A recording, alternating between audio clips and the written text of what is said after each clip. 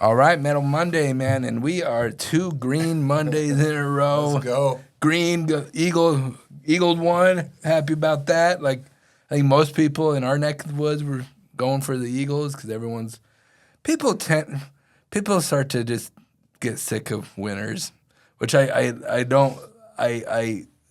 never let myself do that to Tom Brady, but I kind of let myself do that to the Chiefs. You have a reason to not like the Chiefs already. Yeah, I'm a Raiders fan. Yeah, I've hated the Chiefs since day one. For right? me, So, I'm indifferent, but I wanted to see some new blood. I always say it goes back to like everybody loves an underdog, right? So they cheer for the underdog.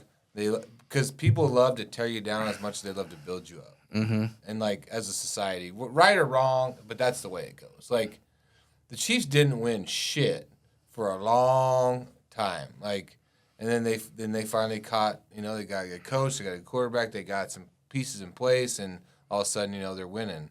So which. At the beginning, it's great, People, I think, like that. I mean, I didn't as a Raiders fan, but I think that some people do. So it's like anything, right? Like it's a build you up to break you down, and, right or wrong, that's the way it is. And I was happy to see the Eagles win that game. Oh, I whooped them, dude. It wasn't even close. And, I'm usually like, hey, I just want to see a good game. Like, that's always, like, my mantra. Like, I want to make it an event, like, that's entertaining. But I was kind of, like, enjoying just watching them get their ass kicked. Oh, like, I loved it. That up and down pick 6. both sides. Like, it was just, the whole thing, I was like, all right. Like, I slept like a baby last night. Yeah, I enjoyed it. But that being said, tell us what Copper's been doing for a week. For about a week just and a half. Straight tear. Chad Ellerbrock and I did our Bulls versus Bears. I posted the video. We talked about it. It was 4/25, the first Monday of this month, and we were, kind of talking about, it's been kind of on where's it going to go, and Copper's usually kind of an indicator for the general market. That's why it's called Dr. Copper, and it went from that day. From 407 to 420, something like that. So to start the month off, and then it just has went on an absolute tear. We're 470 right 470 today. On Friday, this is like, I saw the market up and it was up big, and it was like the highest copper had been in months. Mm-hmm. And I was like, okay.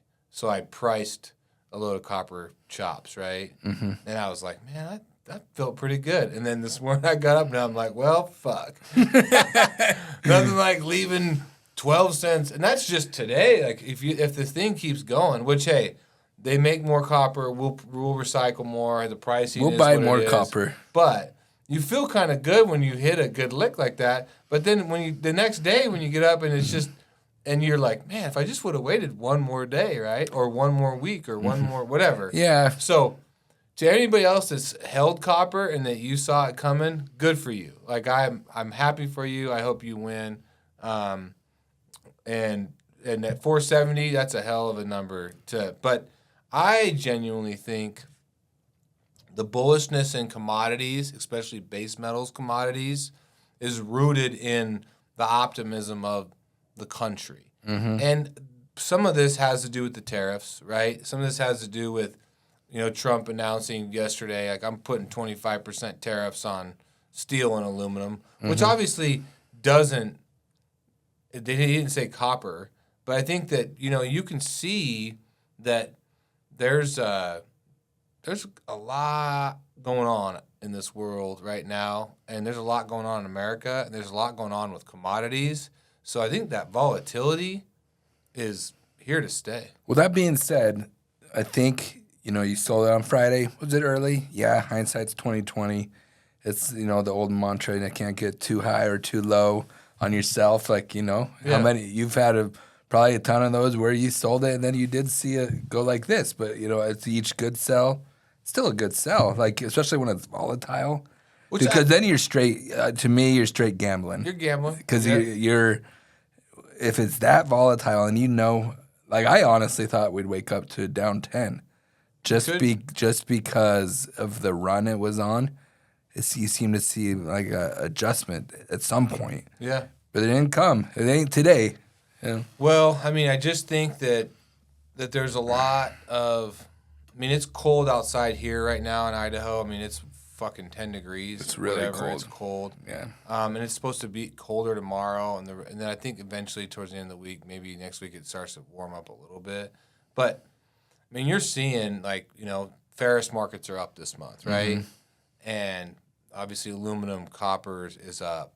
PGMs were up this morning. So I think people are starting to kind of feel the optimism that we've been talking about now for a few months. And if this precludes what's going to happen going into springtime, I think that we're in for some good commodities markets. We're in for some good scrap markets, and if I hope we are, not just for us, but for our customers. Like I hope that they get to realize some of this. Like if the markets are up, we all win. I really believe that. So we'll see what happens. That value gets shared with the customers, of course, and some of our customers might not love really high metal prices because they're buying new, know, and some are straight like demo guys. Like to them, it's they do like a high market. It depends what field you're in, So like, your electricians like. You talk to the owners of those companies, they don't like high copper because then they got to go buy high copper. If they've already bid jobs. Yep. And then they have to go and buy at market pricing or whatever. Like, they might have not every company is big enough where they can like hedge their copper purchases. No. It's like, there's plenty of electrical, plenty of plumbers, plenty of like people that HVAC guys that are kind of beholden to these markets that can see dramatic pricing increases and not be able to pass it on. Like we're in the business, like if there's a dramatic price increase on the scrap side, we get to pass it on to our customers. Not everybody gets that opportunity, right? So it's but you also got to tell your customer it's going down, like when it's going down. I've had that knife does cut both ways. I like making the phone call like, "Hey, good news, copper, everything's up." Yeah. The other phone call not as fun. That's a Friday phone call. I wait for Friday to make those. So if Nick's calling you on Friday, then be cautious about answering your phone. If I call you on Monday, it's good news.